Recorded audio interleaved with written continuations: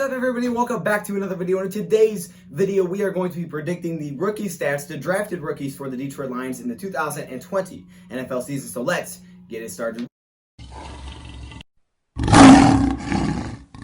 Welcome in, everybody, to another video. I'm glad that you guys are here, and today we are predicting rookie stats. Now, we are not going to be including undrafted free agents. We are not going to be including just free agents in general. We are not looking at every single player, just drafted rookies in today's video. We are going to break this series into a couple of videos. So if you guys do enjoy this, make sure you hit the like button so I know that you guys want to see more episodes of this. But I think it just makes sense to break this into multiple videos, because if I put them all into one, it's going to be very confusing. There's already a lot of numbers involved, and if I start going through every single player, you're going to definitely forget what numbers I was talking about, and I will probably get lost as well, and I'll be like, okay, I don't know what's going on, and I'll be doing like multiple takes. I've already done like a couple of takes of this video, but man, we'll be doing a lot of different takes. So let's not mess with that. All right, let's just stick to the drafted rookies and look at their projected stats for the 2020 season. Again, these are my predictions. They may not be right. They may be right. I don't know. Last season, I was pretty close on Kenny Galladay's receptions, I think. But overall, it's pretty darn bad. So again, if you guys want to see the videos where we look at all offensive players, all defensive players, free agents that we brought in, definitely, support this video and I will know. And yeah, absolutely, I'll bring out those videos for sure. So today we're just looking at drafted rookies. Now, obviously, there's a couple things you got to keep in mind. One, we have to kind of assume that these guys are going to make the team. If they don't make the team, then they won't have any stats, right? If Jayshon Cornell does not make the team, he's probably not going to have any rookie stats. So because of that, we got to assume that he's going to make the team, but we also have to keep in mind what their role will be, even if they make the team, to keep it realistic. I can't make a prediction of saying, okay, well, if he starts, this is what his numbers will be. Odds are he's not going to be a starting defensive line for the Lions. He'll probably have a very small role. So we have to keep that in mind, even if they do make the team. So we're assuming they're going to make the team, but we also have to keep in mind what their role will be, even if they do make the team. Also, injuries. We can never take into account injuries. Knock on wood, that doesn't happen for anybody, but we do have to understand that it is football and injuries do happen, and it will throw off stats. It will throw off stats. Maybe it's not super serious, but if there are very serious injuries, probably mess up some of these stats. So that's something that we really can't control as fans. No one can control that. It is what it is. So we'll just have to predict based on them being relatively healthy. So hopefully they are healthy for the season. Just hop right into these rookie predictions, man. We're going to be looking at drafted rookies. Let's hop in at the first pick the Lions made in the 2020 NFL Draft. And the first Lions pick came at pick number 3, and that was cornerback Jeffrey Okudah. Now, Jeffrey Okudah has a lot of high expectations, which he should, being the third pick in the 2020 NFL Draft. Any pick that comes at number 3 should have a lot of high expectations. If you were in the top 3, your expectations are through the roof to be a very, very good player. The only really position that doesn't have to start day 1 if you are a pick number 3 in a draft is the quarterback position, because sometimes they like to have those guys sit for a little bit, groom them, whatever it may be, whatever their situation is, whatever the NFL team situation is. But for the most part, if you are a top 3 pick, you're going to start day 1. You're going to have a very, very big role. So for Jeffrey Okudah, I expect him to be a starter for the Detroit Lions, either the number 1 or the number 2 corner. It may change throughout the year. He may become more of the number 1 corner throughout the year. I'm not sure exactly. However, I do think he has a huge role. You're the 3 pick in the draft. You're not a quarterback. You're a corner. You're expected to have a very, very big role. And who knows? Maybe Amani Oruwariye beats him out and he starts. I have no idea. I mean, he may. Hey, Monty's got a lot of potential. He may try, and he'll do his best to do that, but I also have to kind of assume that, okay, Jeffrey Okudah is going to get a lot of playing time. Even if Amani balls out, then it'll be Amani and Okudah, because there's no doubt in my mind that Jeffrey Okudah gets a lot of playing time for the Detroit Lions in year 1. Now, he is a rookie, and for rookies, the only player I could really look at for cornerback was Amani, because Amani was the only rookie at cornerback we really have to look at under Matt Patricia for stats, and Amani didn't really start until near the end of the season. He only had like 23 targets on the entire year, so there wasn't crazy amount of stats there.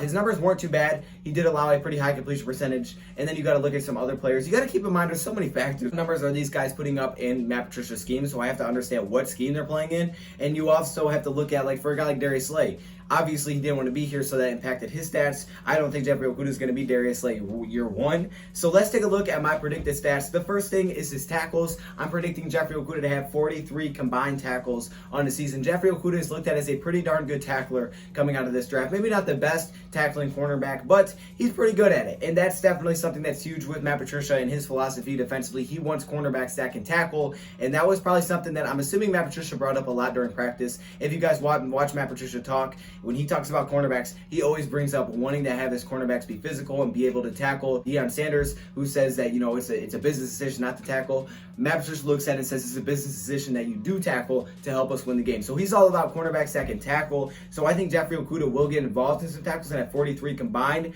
I think that's a little bit less than what Darius Slay had last season, but he is a rookie. So I have 43 total tackles with 3 interceptions. Yes, I'm predicting 3 interceptions. Now, I can't go much higher than this because of the scheme that we do play in a man-to-man heavy defense. You're usually not looking for tons of interceptions. However, I see 3 from Jeffrey Okudah. Okay, I think that is his best stat statistically next season. Darius Slay had 2 interceptions. Amani had 2 interceptions last year. I think Jeffrey Okudah can get us to 3. I have him on 89 targets, allowing 56 completions, which is a 63% completion percentage. So I have him giving up a 63% completion percentage, which isn't bad. 7% worse than Darius Slay's last season. So I don't think he's going to be at that completion percentage level right away. I don't think it'll be bad. It'll just be it'll be pretty good. It'll be pretty good for a rookie, and 3 interceptions with 43 total tackles and 1 forced fumbles. 2, count 'em, 2 marshmallows. So on one of those tackles, he will force a fumble. He'll punch it out like Justin Coleman. And I just think he's going to adapt really quickly. I think this guy's going to be really good for us.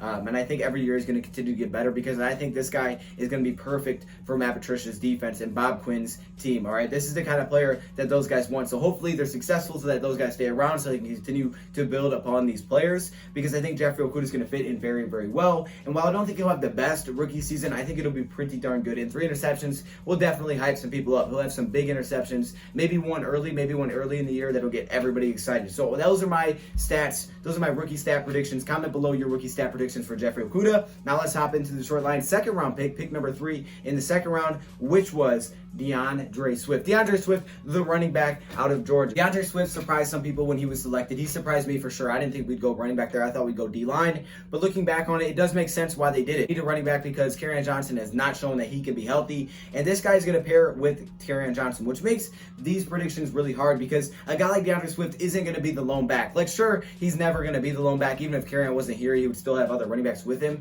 But Kerryon is like a legit number 1 running back. I mean, he could be the number 1 running back next season if he is healthy, and Deandre Swift could be splitting carries with him. And because of that, there's going to be a lot of stats taken away from him. And he is already a rookie, so that on its own. However, I think Deandre Swift is an absolute beast. I think he's going to be great for the Detroit Lions. And I think next season he has 174 carries for 843 yards. So, doesn't hit that 1,000 yards rushing mark, because we do have a guy like Kerryon that's going to take some carries away from him. Maybe Kerryon hits 1,000 yards. I don't know. I think the duo is going to be great. But 174 carries for 843 yards does average out to 4.8 yards per carry. So 4.8 yards per carry is very, very good. In Kerryon's rookie year, we saw Kerryon average 5.4 yards per carry, so it'll be a little bit less than that. And when you look at a guy like Nick Chubb, when he came to Cleveland, he was also a Georgia running back. He came in and averaged 5.2 yards per carry in his rookie season. So I think a guy like Deandre Swift averages 4.8, which, if he does, that would be absolutely great. I see him getting 2 rushing touchdowns on the ground, and in the passing game is where he's going to be really involved. Now, I think guys like Jason Huntley are going to take some stats away from him here as well, but I think he's a very, very good pass catcher, and I don't think he gets the same amount of targets like Alvin Kamara does, which is like 100, because I don't think he's like that. I still think they're going to use him a lot as a running back, running the football, but he will have use out of the backfield. I mean, Matthew Stafford has had success with running backs out of the backfield, and if you look at Deandre Swift's numbers in college, his most receptions, I think, in a year was like 32, so I think that bumps up all the way to 43, and I think he gets 54 passing targets from Matthew Stafford. So 43 completions, that's pretty impressive if you can do that in his rookie season, for 287 receiving yards. That is a very good rookie stat line. If he can average 4.8 yards per carry for 843 rushing yards and 287 yards receiving, which is over 1,000 yards from scrimmage, that would be very impressive with Kerryon Johnson splitting time with him. So yes, that would be a beautiful stat line. Definitely some high hopes, a lot of high expectations there for me personally from Deandre Swift when I'm going through his numbers. But hey man, I think he's got a lot of potential and he can live up to it. I think year 1 you can shock a lot of people as a running back, and I think you will. I think the offensive line we have doesn't get enough credit. I think we're built to run the football. I think Darrell Bevell wants to run the football. He'll break a couple of runs that'll get a lot of people excited, and they're going to see some stuff in the preseason, depending on how long the preseason is. Some nice elusive move where people are going to be like, oh snap, here we go, man. He's a rookie. Kind of like Kerryon. He had a couple of those moments moments where he just was like, oh snap to people in 2018. I think that's what we'll see from Deandre Swift as well, and he'll help carry on and make carry on even better. Now let's move on to the third round where we selected Julian Cora with pick number 67. Now Julian Cora is an edge rusher for the Detroit Lions, and it's kind of weird. We don't know exactly what his role is going to be. I think he plays the jack role for the Lions. Question is, will he start? Will he not start? I don't know. I think he starts the jack role. I think he initially comes in and replaces Devon Kennard day one. A lot of high hopes for Julian Cora. I was going back and watching Romeo, and I may do a video on Romeo Cora. Romeo is a very good player. Very good player. His personality is great for the Detroit Lions. A lot of athleticism. I mean, his athleticism off the charts. And when I'm watching Romeo, I'm like, okay, I see where Julian got it, because that's what Julian is known for, is his athleticism. His, at times, a little bit of inconsistency statistically, a couple of injuries in college, but his athleticism was never in question, and I think that's what he brings to Detroit. While I think he does start, he may rotate at times. Like, I don't know how many snaps he's necessarily going to get. I think he does get a lot of playing time, though, for being a rookie. A third-round pick as a rookie, he's still going to get a lot of playing time to me, because we do have a lot of guys in there that can compete for similar roles, like Austin Bryant, like Romeo Cora, which is his brother. A lot of guys coming back. Deshaun Hand now on the defensive line. So we got a lot of pieces. We just got to see who fits in where. So for me, I have him getting 42 total tackles, 5.5 sacks, and 8 quarterback hits. That's not bad. It's not 7 sacks that Devon Kennard gave us, but you got to remember it is his rookie season. And while I do think he starts, I don't think he gets maybe that many snaps, but his job at the jack role will be to get to the quarterback. I mean, that's all they do. They drop into coverage a few times, but mainly it's get to the quarterback. So I see 5.5 sacks, 8 quarterback hits on 42 total tackles. Some pretty good stats, and also an interception. I see him dropping back into coverage one time and picking it off, okay? I just see something wild, something crazy happening, maybe a broken play, whatever it may be. I see some weird interception. Maybe he's trying to bat it down and he ends up catching the football, something like that that'll get everybody hyped up. I see 1 interception from Julian Cora. Let's move on to the next player we have here, and that is Quintin Cephas. So no, I'm not including offensive linemen. I just don't really know what stats I'd be looking at. So we're going to skip over to Quintin Cephas, the wide receiver we selected out of Wisconsin. And for Quintin Cephas, it's going to be tough to see him have much of a role next season. I don't know where he's going to fit in. I see him as the 5th wide receiver right now, behind Marvin Hall, Danny Amendola, Marvin Jones, and Kenny Galladay. But what Quintin Cephas does have going for him is his ability to play in the slot and the outside position. So we can bump in the slot. We can play him in different roles. I don't see him as much of a deep threat as a guy like Marvin Hall. Sure, he has great hands, but he doesn't have that crazy speed to stretch the field as much. However, I think he will be a very consistent and reliable pass catcher, kind of like the next Danny Amendola, just younger. I see him very reliable for Matthew Stafford, and I think Stafford's going to love him. A lot of people make comparisons to Anquan Boldin. I kind of see it a little bit. I see him getting 21 targets for 14 receptions. Pretty good, 67% catch rate. And then I see him getting 104 yards, 7.4 yards per reception, and he gets 1 touchdown on the season. So nothing crazy, 7.4 yards. I think he's just going to be a reliable pass catcher for Matthew Stafford when he is involved. I don't know how many attempts he's really going to get, because you already have tons of wide receivers, you have tight ends, you have running backs. So I think his role won't be gigantic in year 1. I think in year 2, year 3, year 4, his role will get really, really big, especially with Danny Amendola, Marvin Jones potentially not being here. So I think for year 1, he kind of just gets everything started, kind of like Marvin Hall, and he has 14 receptions for 104 yards, which is 7.4 yards per reception, and possibly 1 touchdown. So there you go. Those are the stats I had predicted for Quintin Cephas. Kind of like a little Jermaine Kearse, right? Unfortunately, we didn't get to see Jermaine Kearse, so maybe we'll have a little bit of a role like he would have. I don't know. I don't know what Kearse's role would have looked like.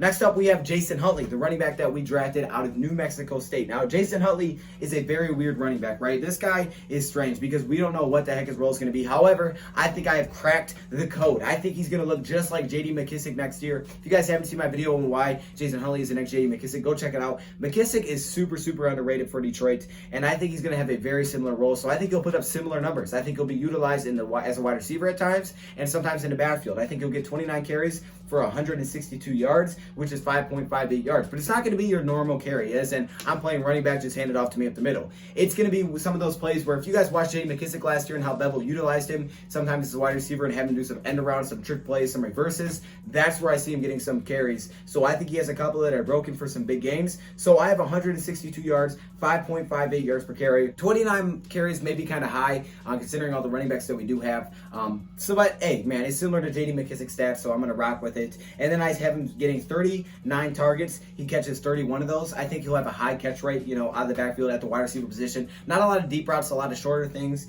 and he'll be mixed in there. A lot of curl routes, a lot of in routes, a lot of out routes, stuff like that. So 31 receptions for 6.48 yards per reception, which is 201 yards. And I don't see him getting a touchdown, though. I don't see him getting a touchdown. So those are solid stats. I think he'll be our next J.D. McKissick, and he'll be utilized in similar ways, a lot of ways, right? Wide receiver, slot receiver, running back, a lot of different ways, and maybe some trick plays as well. So that's where I see Jason Huntley's role. There's a reason they drafted him. Now, could he be a returner? Possibly, but I don't have his returner stats here. If you guys want me to do the next video where I act like he's a returner, then I definitely can. Let's move on to our two defensive linemen to finish this thing off. First off, we have John Pennicini. Man, John Pennicini, the rookie out of Utah, the defensive tackle that we brought in. Now, I don't think his role will be huge as well, but I kind of see him as like a John Adkins type of player, a big run stuffer, a little bit of pressure in 2018, but mainly a run stuffer for the Lions. And I don't know if John Adkins even makes the team, but I see him getting 18 combined tackles for 1 sack and 2 missed tackles.